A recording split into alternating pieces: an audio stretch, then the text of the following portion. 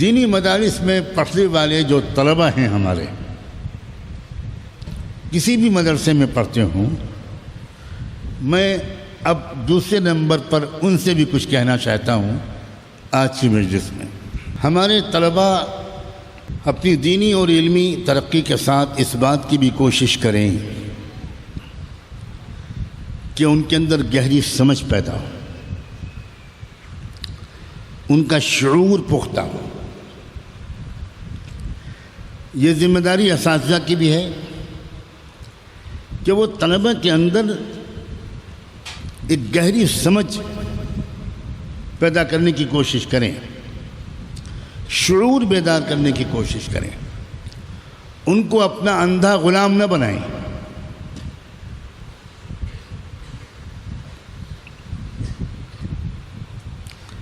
ایک مثال سے بات سمجھاتا ہوں۔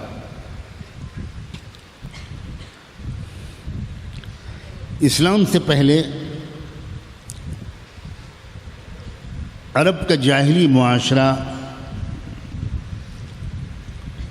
معاشرے میں یہ چلن تھا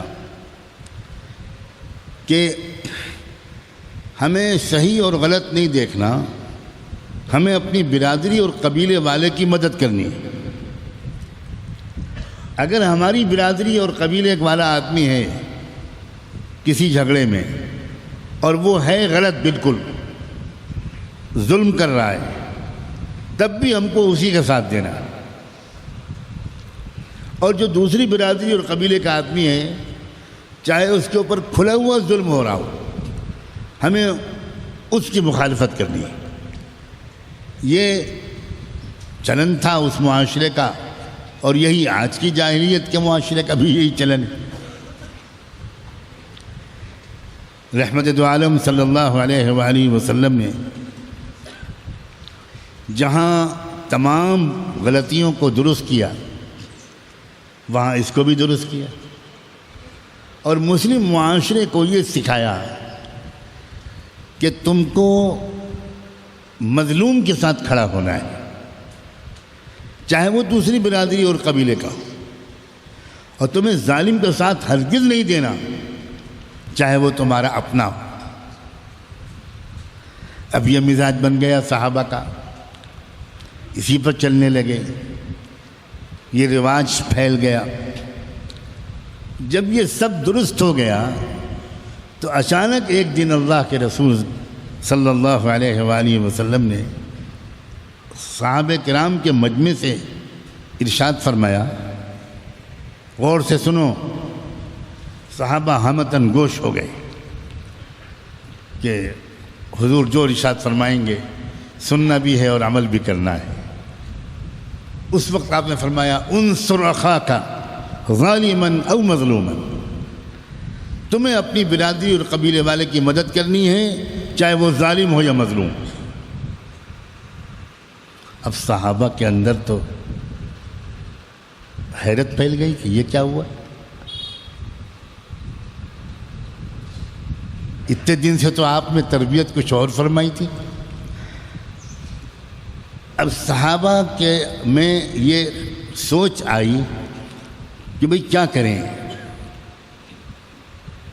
مزاج تو یہ ہے کہ جو آپ فرمائیں، سمعنا واطعنا، لیکن بات تو کچھ سمجھ میں آ نہیں رہی۔ تو ایک صحابی کھڑے ہوئے، کہا اللہ کے رسول اجازت ہے ایک بات پوچھیں؟ ہاں پوچھو۔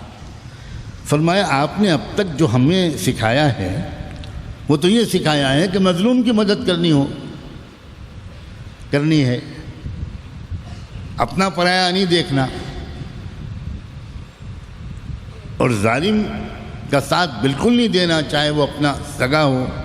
اور اس وقت جو آپ بات فرما رہے ہیں تو کچھ ہماری سمجھ میں نہیں آ رہا، ذرا وضاحت فرما دیجیے۔ میں سوچتا ہوں صحابہ کا یہ سوال سن کر اللہ کے رسول کی روح خوش ہو گئی ہوگی۔ امتحان میں صحابہ کامیاب ہو گئے۔ حضور نے وہ جملہ بولا تھا اچانک امتحان لینے کے لیے۔ اگر صحابہ کہتے کہ جیسا آپ فرمائیں، ہم تو مرید ہیں. تو حضور بہت غمگین ہوتے کہ میری زندگی بھر کی محنت برباد ہو گئی. جیسا آپ فرمائیں، ہم تو آپ کے شاگرد ہیں، آپ ہم سے جو کہیں گے وہ ہم کریں گے. تو آپ بہت غمگین ہوتے. الٹا صحابہ کرام کے اعتراض پر یا سوال پر اللہ کے رسول خوش ہوئے. آپ نے فرمایا اب سمجھو، مظلوم کی مدد تو تم سمجھتے ہی ہو، یہ جو میں کہہ رہا ہوں کہ ظالم کی بھی مدد کرنی ہے، اس کا مطلب یہ ہے کہ ظالم کو ظلم نہیں کرنے دینا، یہ اس کی مدد ہے. بس صحابہ مطمئن ہو گئے. اس کا مطلب یہ ہوا کہ آپ ہمارا استاد ہم سے جو کہے ادھر کو ہم چل پڑیں، ہمارا شیخ ہم سے جو کہے مرید ایک دم سے اس پر عمل کرنے لگے، یہ بالکل سوچے بغیر کہ یہ شریعت کے مطابق ہے یا نہیں. یہ تربیت بہت غلط تربیت ہے. اس کا امت کو ہر کچھ دن کے بعد سخت نقصان اٹھانا پڑتا ہے. یہ جملہ بہت اہم ہے کہ اس شعوری مفلسی کا بہت نقصان امت کو ہر کچھ دن کے بعد اٹھانا پڑتا ہے. ہمارے مدارس کے طلباء کو، ہمارے مدارس کے اساتذہ کو شعور بیدار کرنا چاہیے، سمجھداری بھی ہونی چاہیے.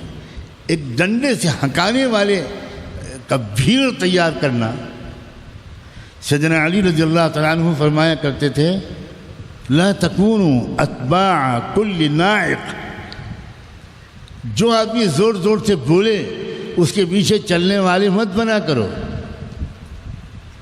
جو آدمی زور سے بولنے لگے تم اس کے پیچھے چلنے لگتے. ہم دیکھ رہے ہیں بعض ملکوں میں ڈنڈا بردار کس طرح ہکایا جا رہا ہے، کس طرح بھیڑ بکریوں کی طرح.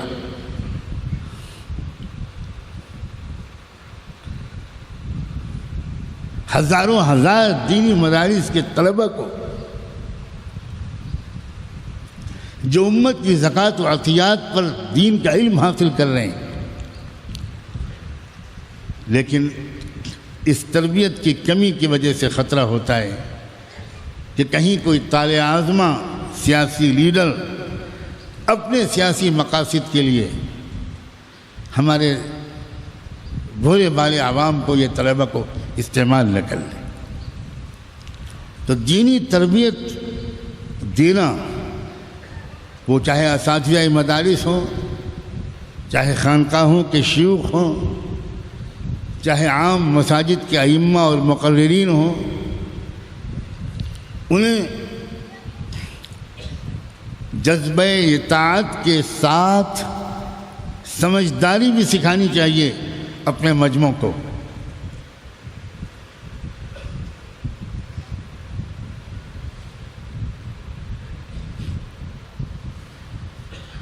صحابہ کرام کی ایک جماعت کے امیر نے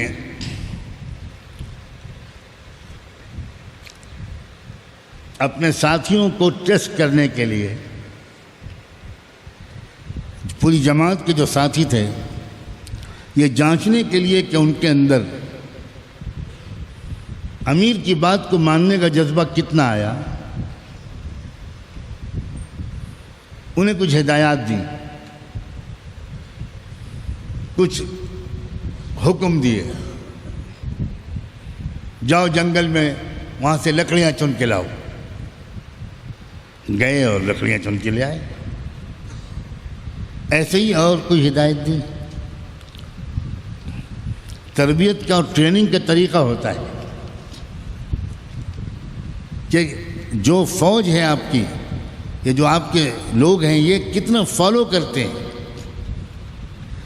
یہ تو نہیں پوچھتے کہ جی وہ لکڑیاں کیوں لائے، وہ لکڑیاں وہ سفید ہوں کہ پیلی، گیلی ہوں کہ سوکھی، وہ کتنی چوڑی ہوں، کتنی لمبی ہوں، وہ بنو اسرائیل کی طرح کہ وہ گائے کیسی ہو، بتا دیا گیا۔ ابھی سمجھ میں نہیں آیا، اور بتائیے کیسی ہو، پھر بتا دیا گیا۔ پھر کہنے لگے وہ گائے کس رنگ کی ہو۔ تو اگر فوجی کمانڈر اپنے فوج سے کہے کہ فائرنگ کرو تو وہ کہے جی کیوں کرے، کتنے بجے کریں، پہلے گلاب جامن کھا لیں کیا؟ تو یہ فوجی ہے؟ تو یہ ٹریننگ کا حصہ ہوتا ہے۔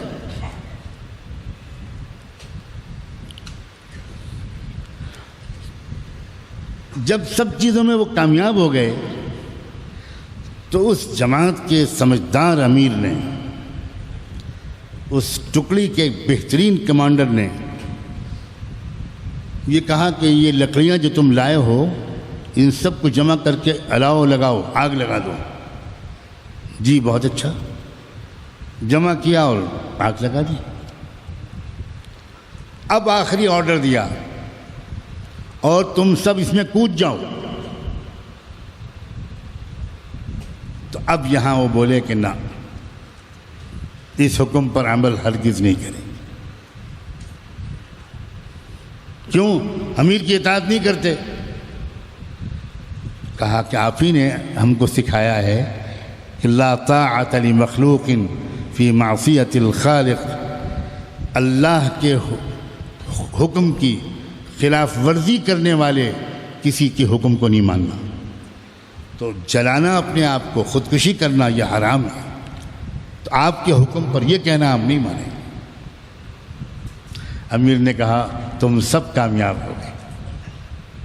میں یہی دیکھنا چاہتا تھا کہ تمہارا کہنے ماننے کی مزاج کہاں تک پہنچا اور تمہارا شعور کہاں تک بیدار ہوا، تمہیں سمجھداری کتنی آئی۔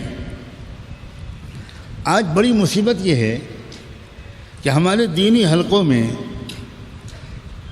یہ جو سمجھداری کی بات ہے اس کو سکھانے کا رواج کم سے کم ہوتا جا رہا ہے۔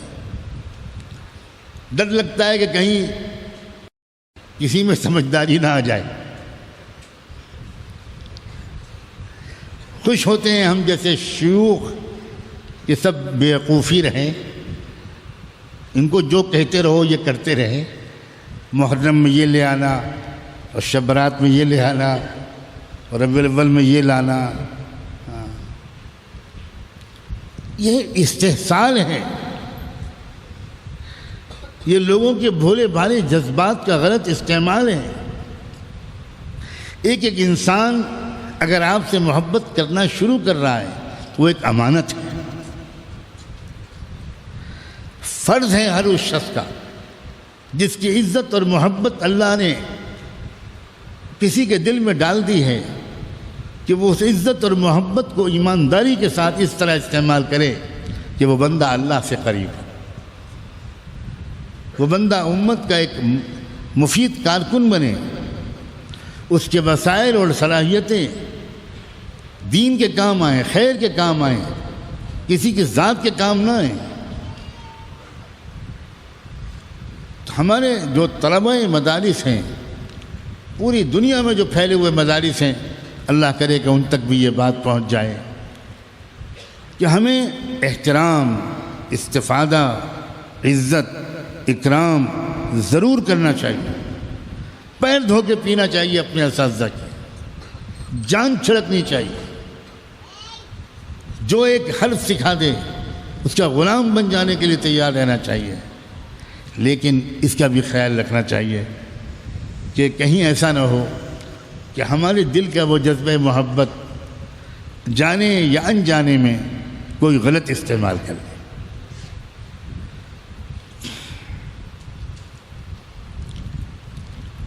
پھر یہ طلبہ جو اس وقت طلبہ ہیں، وہ یہاں پڑھتے ہوں یا دنیا کے کسی مدرسے میں پڑھتے ہوں،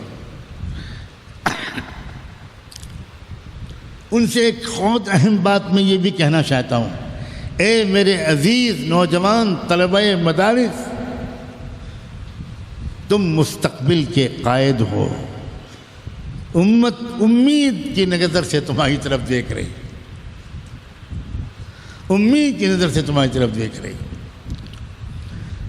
تم اب اس دور کو استعمال کرو بڑی احتیاط کے ساتھ۔ یہ طالب علمی کا دور ایک ایک لمحہ اس کا قیمتی ہے۔ جتنا اس دور کو تم صحیح استعمال کرو گے، اتنا آئندہ تم اپنی صلاحیتوں سے انسانیت کی، ملک کی اور امت کی بہتر خدمت کر پاؤ گے۔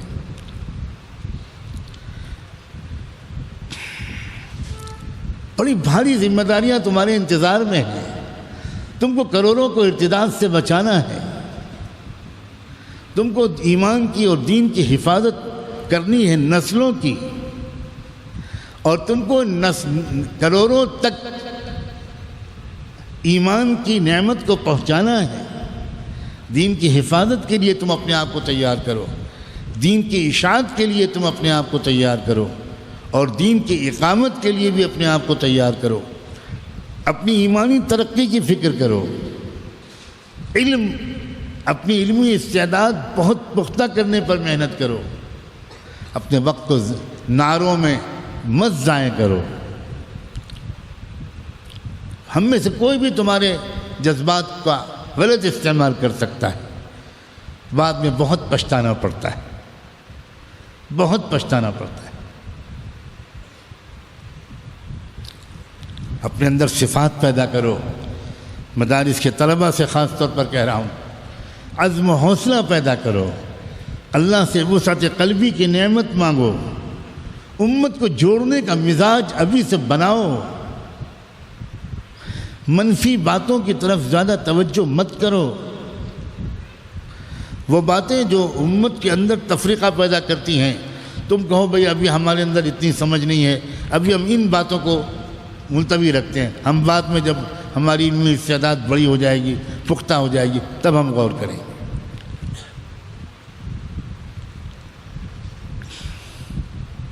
زمانے کو سمجھنے کی ابھی سے کوشش شروع کرو، تاکہ زمانے سے نبٹنے کی صلاحیت تمہارے اندر پیدا ہو۔ جو تبدیلیاں آ رہی ہیں اور جو آنے والی ہیں، قریت کر ان کے بارے میں پوچھو۔ میں انتظار میں رہتا ہوں۔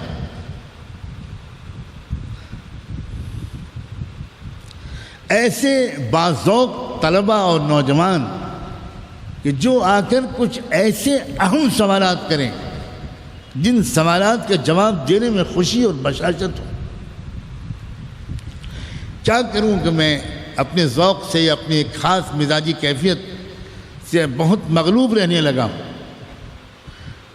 ترس جاتے ہیں کان اچھے سوالات سننے کے لیے، جن سوالات کے کرنے والے کی ہمت کا اندازہ ہو، اس کے آئندہ کی تمناؤں کا اندازہ ہو، اس میں کلیجہ نکال کے رکھ دینے کا دل چاہتا ہے۔ لیکن وہ سوالات ان ذہنوں میں نہیں پیدا ہو سکتے جن ذہنوں میں بلند عزائم ابھی آئے ہی نہیں، جنہوں نے خواب دیکھنا شروع نہیں کیا۔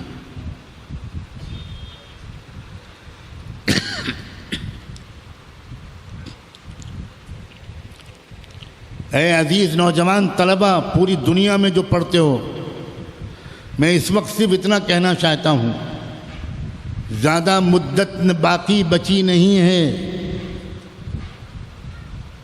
جب یہ دنیا پہچانی نہیں جائے گی۔ اتنی بڑی تبدیلیاں آئیں گی، ہر کچے پکے گھر میں کلمہ طیبہ لا الہ الا اللہ داخل ہو کر رہے۔ زیادہ مدت باقی نہیں ہے، بہت زبردست تبدیلیاں آ رہی ہیں۔ پہیے کو الٹا چلتا ہوا دیکھ کر دھوکے میں مت آؤ۔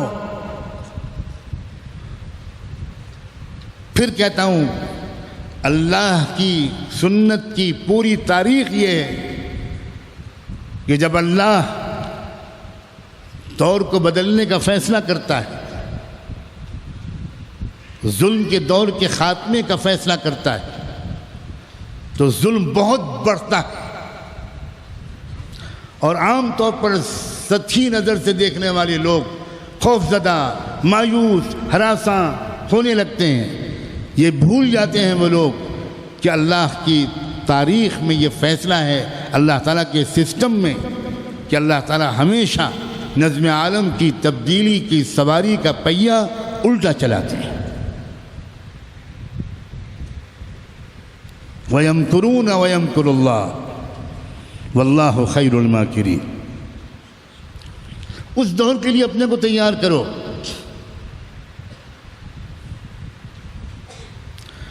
زمین کے وہ علاقے جو پیغام محمدی سے بظاہر اس وقت نفرت کر رہے ہیں، اس کو روکنے کی کوشش کرو۔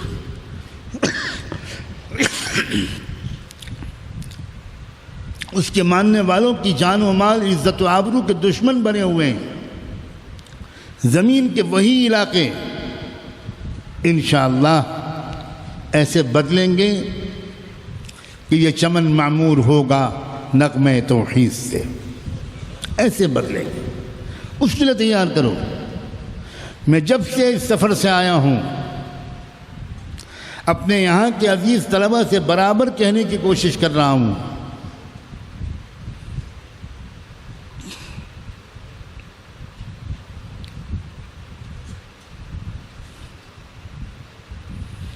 کہ دنیا کی حکومتوں کے، ملک کی حکومت کے مختلف شعبوں کے چلانے والے ڈھونڈتے پھریں گے ایسے علماء کو جو ان کی رہنمائی کریں۔ معاشیات کے چلانے والے پوچھیں گے اور تلاش کریں گے ان علماء کو کہ ہم چاہتے ہیں کہ اب اپنے اس ملک کی معاشیات کا نظام وہ ہو جو مدینے میں چلتا تھا، آپ ہماری رہنمائی کرو۔ اللہ کے بندو، کہاں کا خوف! بلا شبہ اس منزل تک پہنچنے کے لیے بہت زبردست عزم و قربانی کی ضرورت ہے۔ اس سے تو گزرنا ہی پڑے گا۔ کوئی اگر یہ چاہتا ہے کہ کوئی قربانی نہ ہو، کوئی خطرہ مول نہ لیا جائے، کسی چیلنج کا مردانہ وار مقابلہ نہ کیا جائے اور یوں ہی ہماری ساری تمنائیں پوری ہو جائیں، یہ نہ پہلے کبھی ہوا ہے نہ آئندہ کبھی نہیں ہوا۔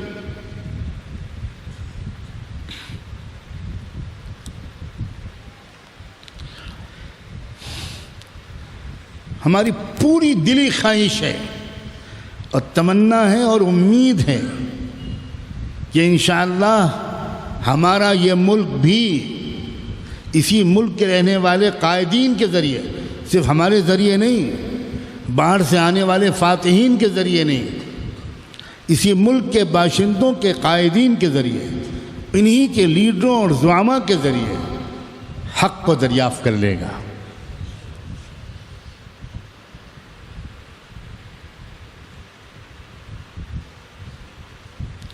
اس لیے طلبہ مدارس اپنے کو خوش نصیب سمجھیں کہ مستقبل کے رہبر بننے کے لیے اللہ تعالیٰ ان کو تیار ہونے کا موقع دے رہا ہے۔